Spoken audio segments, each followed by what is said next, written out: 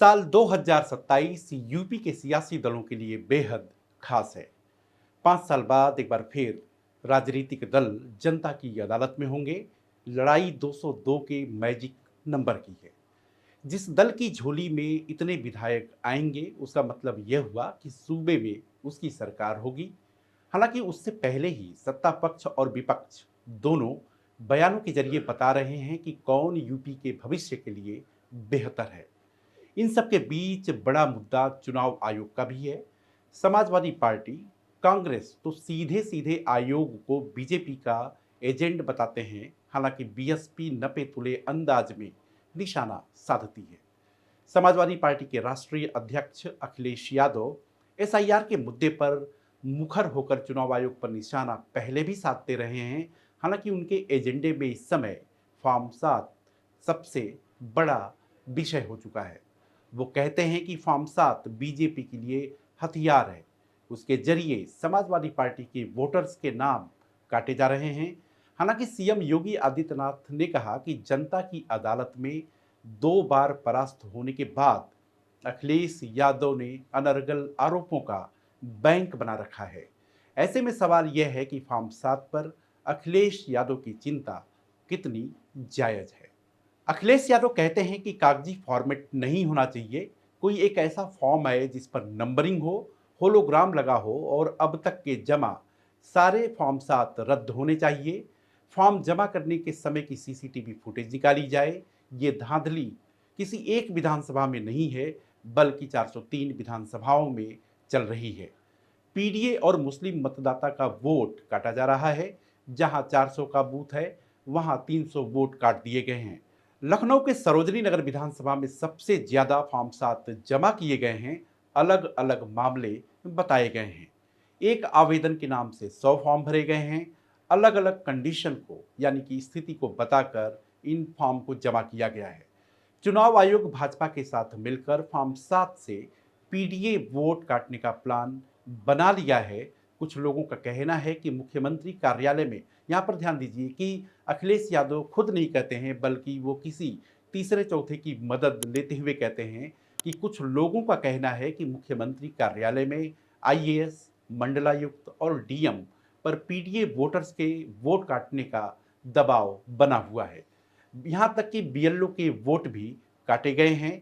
जो भी आरोपी, यानी कि इस पूरे मामले में जांच हो और जो भी आरोपी पकड़ा जाए उसके ऊपर एफआईआर दर्ज करके उसके ऊपर राज्य के खिलाफ साजिश करने और 420 सी का मुकदमा चलाने की जरूरत है। अखिलेश यादव की फॉर्म 7 पर चिंता और सियासी भविष्य को लेकर यूपी की राजनीति को समझने वालों का नजरिया अलग अलग है। कुछ जानकार कहते हैं कि दरअसल यह परिपाटी बन चुकी है कि जो कोई दल विपक्ष में होता है उसे सभी व्यवस्थाएं कॉम्प्रोमाइज्ड नजर आती हैं। यानी कि कोई न कोई राज्य और जो संवैधानिक संस्थान हैं उनके बीच में समझौता नजर आता है। सरल शब्दों में कहें तो सत्ता पक्ष के इशारे पर संस्थाएं काम करती हैं। अब आप फॉर्म 7 को लीजिए। फॉर्म 7 की व्यवस्था वोटर लिस्ट से जुड़ी है। अगर कोई शख्स गलत तरीके से किसी विधानसभा में वोटर बनने में कामयाब होता है तो उसे फॉर्म 7 के जरिए ही हटाया जाता है।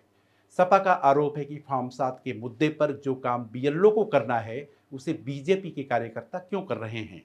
अखिलेश यादव इस मुद्दे पर 2 तरह की बातें करते हैं। पहला तो ये कि फॉर्म 7 का उपयोग बीएलओ को करना चाहिए। दूसरी तरफ वो निर्वाचन आयोग की मंशा पर सवाल भी उठाते हैं। ऐसे में खुद विरोधाभासी बात करते हैं।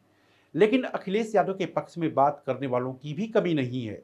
अखिलेश यादव के आरोपों और चिंता पर कुछ जानकार कहते हैं कि इसमें दो मत नहीं कि चुनाव आयोग सत्ता पक्ष के इशारे पर काम कर रहा है।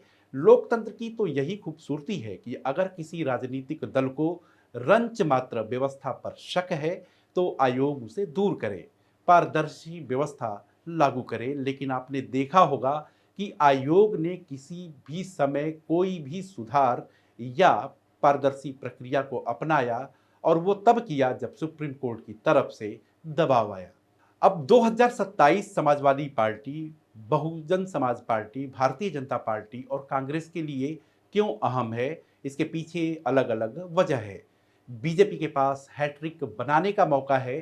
तो समाजवादी पार्टी के लिए सरकार बनाने का अवसर, क्योंकि कोई भी सरकार सत्ता में जब 2 टर्म पूरी कर रही होती है तो उसके खिलाफ सत्ता विरोधी लहर होती है। समाजवादी पार्टी को लगता है कि 2024 के आम चुनाव में जिस तरह से उसे कामयाबी मिली, उसे वो आगे बढ़ाते हुए यानी कि 2027 में अपनी साइकिल लखनऊ तक सरपट दौड़ा सकते हैं। लेकिन यदि ऐसा नहीं होता है तो मुश्किल बढ़ जाएगी। लगातार सत्ता से बाहर होने का अर्थ यह हुआ कि कार्यकर्ताओं के जोश को बनाए रखना आसान नहीं होता। वहीं कांग्रेस और बीएसपी के सामने हिमालय के पहाड़ों की तरह चुनौती है। कांग्रेस पूरे दमखम के साथ चुनावी लड़ाई में उतरने का प्रयास तो करती है, लेकिन वो ऊर्जा जमीन पर नजर नहीं आती। वहीं बीएसपी के सामने भी अपने अस्तित्व को बचाने की लड़ाई है। सियासी जानकार कहते हैं कि जिस तरह से पीडीए का राग अलाप कर अखिलेश यादव ने 2024 में बीजेपी की टैली उत्तर प्रदेश में आधी कर दी, पीडीए के उसी नारे में वो खुद के लिए उम्मीद देख रहे हैं।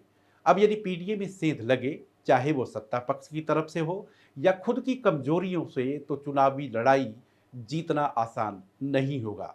दरअसल एसआईआर, चुनाव आयोग, फॉर्म 7 का जिक्र कर वो बीजेपी को घेरने की कोशिश तो करते हैं, उसके साथ ही साथ अपने मतदाताओं को यह संदेश भी देना चाहते हैं कि बीजेपी की मंशा को वो कामयाब नहीं होने देंगे।